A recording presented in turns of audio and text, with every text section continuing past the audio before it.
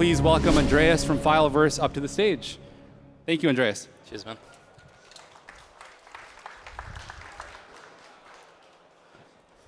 Hello, test, test. OK, cool. Hello, everyone. Super happy to be here. I have my phone here. I have a few notes because I forgot to put them on the slide, so don't mind that. OK, so today's title is the non-financial case for multisigs and self-sovereignty in everyday collaboration. We heard a lot today about the next billion users, scalability, how do we make the space attractive for a lot of people. Sandeep even introduced a new term, trustless applications. So I thought that it would be a good idea for this talk to go from theory to practice and try to show maybe one application that can help us achieve those types of use cases in our space. So I think it's a bit rude not to introduce myself. I'm Andreas. I'm the co-founder of Fileverse. I'm completing my PhD on AI and cybersecurity. Don't hold it against me. I do research on human control at the Oxford Internet Institute. I've been in crypto since 2016, working specifically on commons-based peer production and see how the crypto space actually drives this thing that has a bit fizzled out in the past 30 years of internet, a lot of peer-to-peer collaboration and smart contract recovery. I like trains, and I'm running validators and nodes kind of all over the world just to improve the geographic spread in our space. So, first, I know you all know Safe very well, but I thought that it was important to highlight a few things about why at least I think that it's probably one of the most important tools that has come out for the internet community stack since Wikipedia. So there's a big problem that I think the Safe team likes highlighting, and for good reasons, which is that there is an estimated on-chain value of $140 billion that has already been locked forever due to bad UX of private key management. And Safe multisigs, I want to highlight 4 things that they're pretty amazing for. One is they literally brought the concept of community-owned bank to the internet community stack. It means that a Reddit subreddit group, a group of friends, people that are in 5 different continents, 50 different countries can get together, manage money together, and have material impact on the world. Constitution DAO is a good example of an attempt for that, although it was pretty specific what they were focusing on. The second is better on-chain management of assets, meaning if your key, one key gets compromised, you have some backups, the others can create a new distribution and reject one key or one signer. The third is for individuals. You have the capacity, before smart accounts became a thing, you have the capacity to add multiple signers to manage your own assets and make sure that, OK, if I lose my seed phrase, it's not the end of the world. And finally, a suite of account abstraction features, which we're going to go into in a bit. Maybe better that way. So what if we could do the same thing for public and personal data, is what our team and a lot of people in the space have started thinking about. What Safe multisigs could bring to the space is the concept of communities trustlessly co-owning and managing content, files, a brand, an archive, a website, a digital garden, whatever you can think of. And this comes with secure on-chain data management and decentralized access permission. This involves data integrity and computational integrity. Finally, recovery and backup systems for people or individuals that do not want to be at the mercy of the first arbitrary decision of an organization that is providing a cloud service for them. Now, I know that it's usually blasphemy to talk about non-financial applications in crypto. Most I've heard, usually it's a casino that is that has a gaming platform as a facade. We're not talking about that. We're talking about something a bit more precise.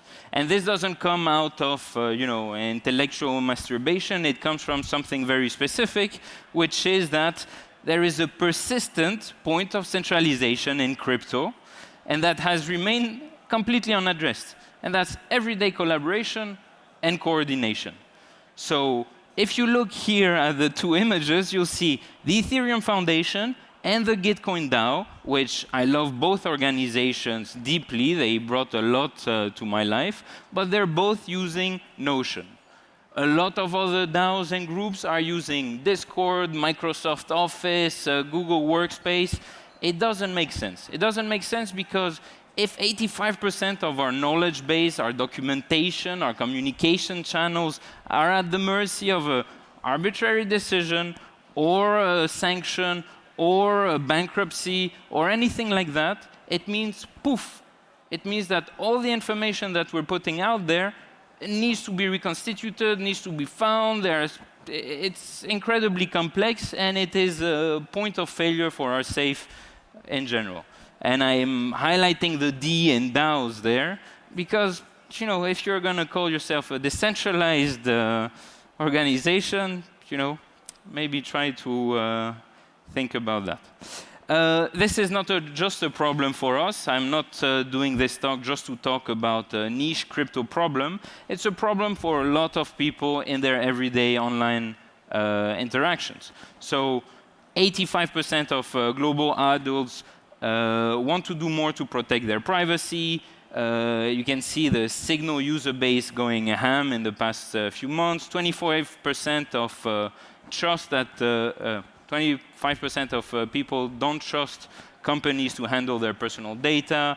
This morning, just to have fresh data, I went to a raid forum on the dark web. I found that with $15, I can basically get a good chunk of the Twitter account leaks or the Google Plus leaks that happened in 2018 and have literally people's personal data at my disposal.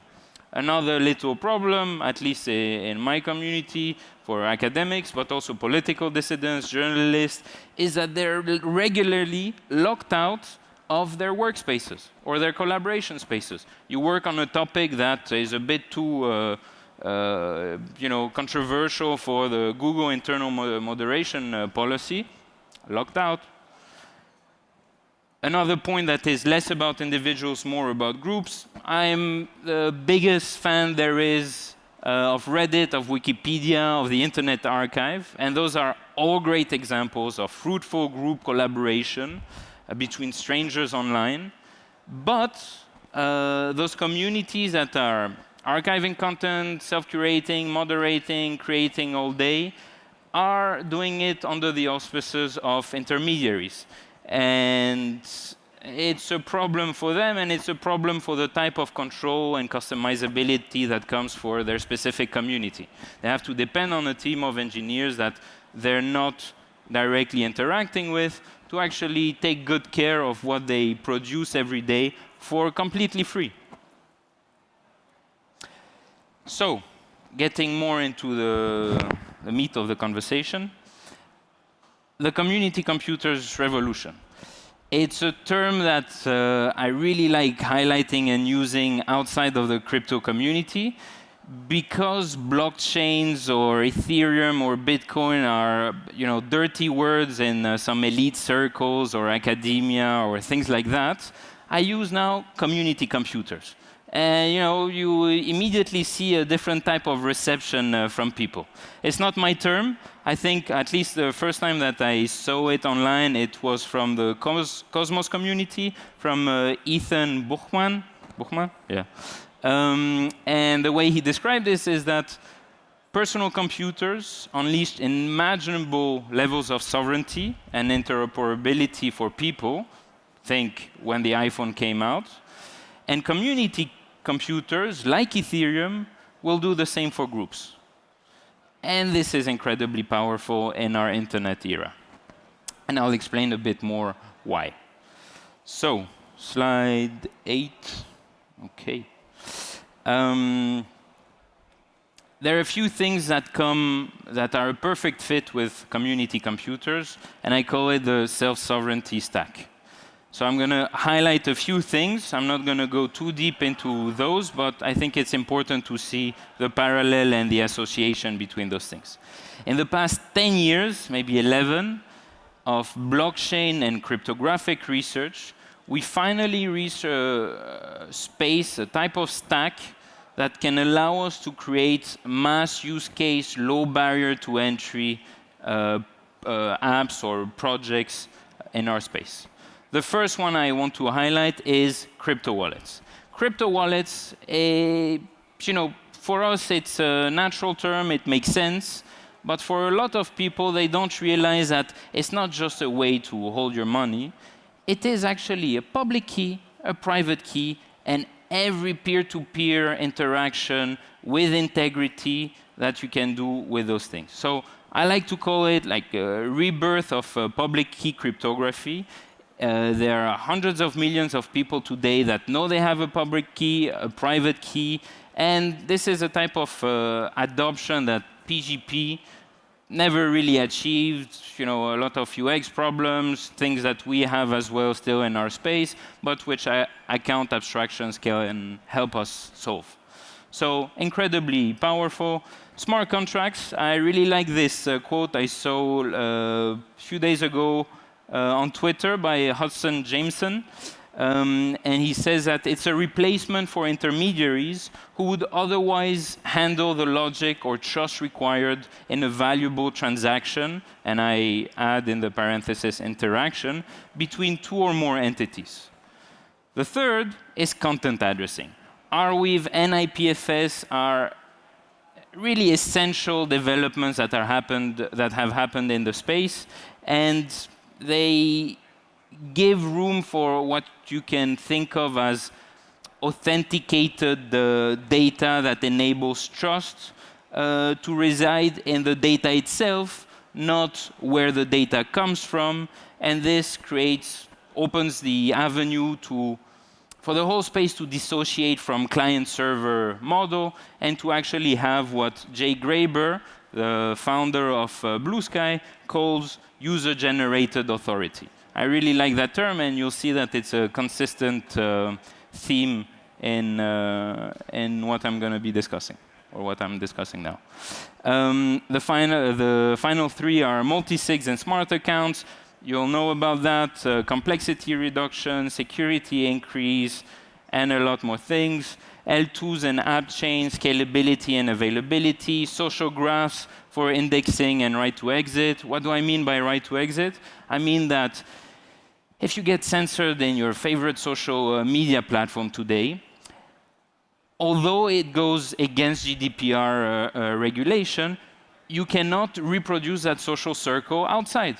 You cannot download all your information and recreate it somewhere else. And this is a big problem. So social graphs are basically giving us the ability to force exit from a social media platform or whatever and recreate the social circle that we're so attached to somewhere else. So I'm getting to the final slides here. A new path for crypto adoption and internet freedom. What I'm describing here, and the association of all those tools, the association of the culmination of development that has happened in the past 10, 11 years, is something that allows us to create a different kind of crypto on-ramp. One for everyday online activities and interactions. I don't mean 3 Uniswap swaps and 2 NFT claims and 1 Lens post a week. I mean, you log on to your computer and you want to do a bunch of stuff. And you're gonna do it, with the tools that you use every day, with your workspace, with your communication channel, with your file storage app, etc. And what does that give us? That allows us to not require people buying or having tokens. So when you introduce your friends to crypto and the first block is, yeah, you need to go to a SEX, you need to give your passport, you need to connect it to your bank account, you need to buy a token, you need to send it to your wallet. No, no. And there is a big reason, at least for me, this is a big no-no, and it's that we're all abandoning our privacy at the door of the first centralized exchange KYC process we come across. That's not how I want to introduce my friends, my colleagues, my family to crypto. Especially when I talk so radically about self-sovereignty, privacy, impose your consent onto companies that take your data. Impossible. So I don't know how to say that word properly, but we're talking about a crypto on-ramp that does not alienate the global south. Me, my team, we're all coming from places that when you see transaction costs that cost $2, you want to faint. You don't want to tell your friends, hey, this is a revolution. We're onto something here. So applications that are non-financial will be a big help in onboarding a lot of people around the world and enabling coordination between people around the world. Second to last point, this is GDPR compliant by design, meaning you take the elements that I described before, your public key, your private key, IPFS or Arweave content addressing, you take a EVM chain. All that contributes to you having the right to exit, to protect your own data, to have end-to-end encryption by default, and this is crucial to be aligned with the GDPR. Some of you might think that, okay, you talk a bit radically about those concepts, and now you're talking about regulations and how to comply with them.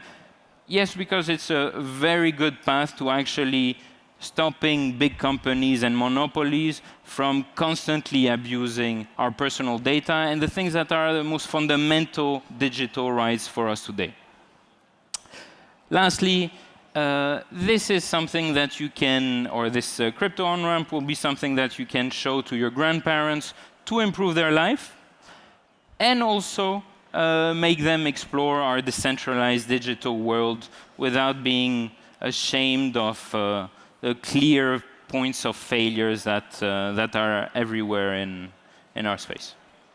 So, I thought it would be a good idea to actually do a quick demo of something that we built with everything that I described. Oh shit, it started already. Okay, so this is, you can think of it as a Google workspace. Everything is end-to-end encryption, stored on IPFS and peer-to-peer databases. You can start a collaboration document. You can invite a bunch of people to come interact with you.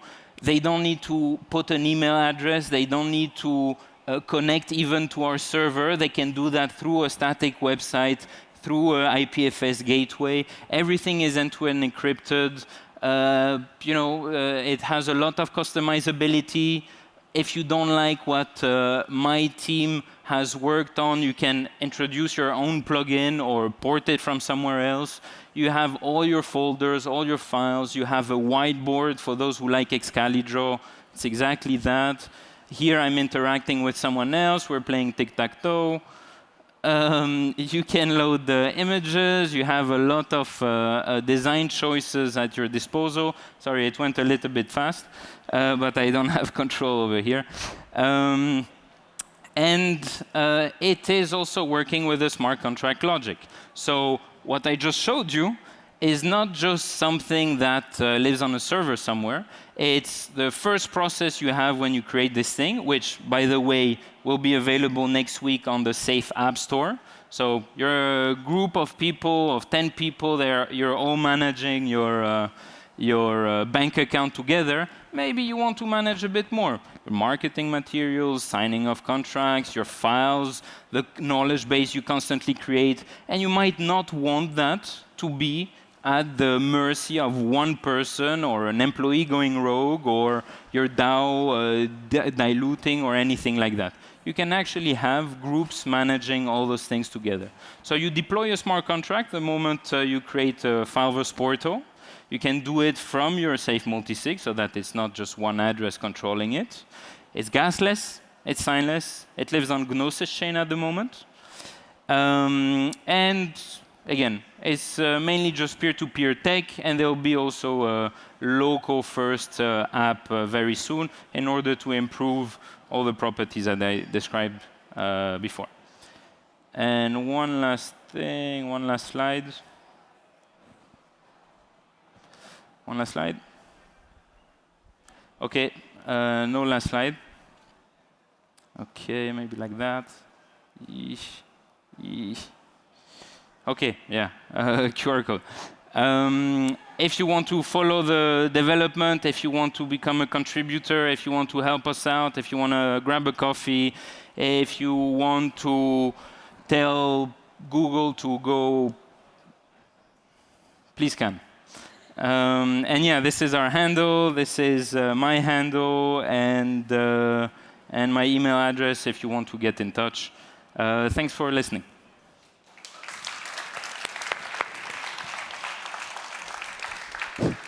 Any questions for Andreas?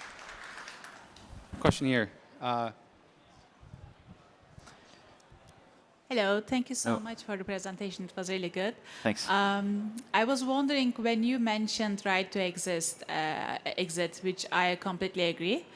But then when you said about an employee going rogue, I thought about, well, if I have an employee, part of the multisig, and they went rogue, I want them to be out of the multisig as fast as possible without right to exit, right? Yeah. So what kind of a solution you would have in that case?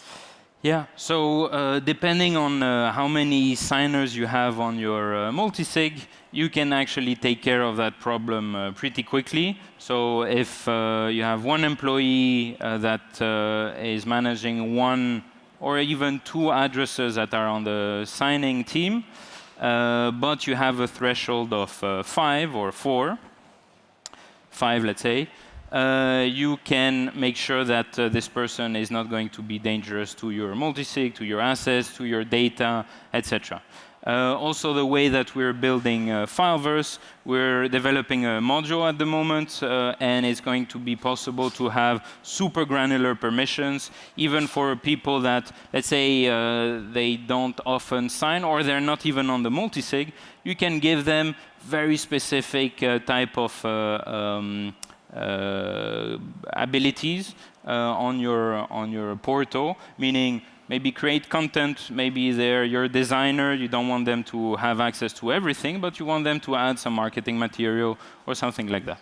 So, yeah. Okay. So there is still someone who is managing the overall company, so Fileverse, right? So the files, there's someone who's managing it. No, it's just a bunch of people, depending on your own process of deployment. So if you deploy it, you and your best friend, and you have this file base, file portal, there will be a problem if it's just you and them. Who has authority over what will be something you need to figure out at a human level. But ideally, you would have enough keys or enough participants to push out a malicious actor. And push out, meaning you change addresses, add a different threshold, blah, blah, blah. Okay, yes? Thank you. Thank you for the question. Hi, thanks for the talk. Who stores the files and who pays for the storage, especially if we're talking about large files? Do you have any threshold? Can I upload 10 gigabytes of video or something? Yeah, great question. So we're just starting out. What you saw is a beta. It is live, so you can try it out, try to break it, tell us it's bad, help us improve it, whatever you want. Who stores it? So you have some options. You can store stuff locally. You can store stuff with IPFS, and soon with Arweave as well. With IPFS, right now, we do the pinning for you. And we use web3.storage. We replicate in different places so that if something happens to one place that has your files or fragments of your files, you can still restore stuff, which is not the case for Google Drive. If their California-based server goes poof, your file will go poof as well. So that, and right now we have a limit of 1 gigabyte, just we're testing things out, seeing who wants actually more, how much more. But we built this in such a way with a smart contract that if you want to never interact with our team, you can do it yourself. You can choose your storage provider, your pinning provider, and do it yourself or put it on your local computer. We have, yeah. Yeah, just a short note. That kind of reminds me of BitTorrent Sync. I don't know if you remember, there was this project about like using BitTorrent to synchronize files between your computers or something. May also be relevant. Yeah, super relevant. I have a BitTorrent logo stuck on my window where I work, so that I can constantly reminder of, there were a lot of projects that try to do those right things before us, and what we're doing is just building on the shoulders of giants. And one thing that we constantly keep in mind, we have this thought experiment in our team, which is, it's a bit dark, but what if we all die? If we all die at the moment, you can continue accessing your files, you can continue collaborating with people. It doesn't matter if the Fileverse team has disappeared, you have control over everything that you ever produced. Thanks a lot. Thank you, Andreas. And thanks to Fileverse and our other partners, Gnosis, Karpatki, and Gelato for keeping this event free and high value. So thank you so much, Andreas, and all of our other awesome partners.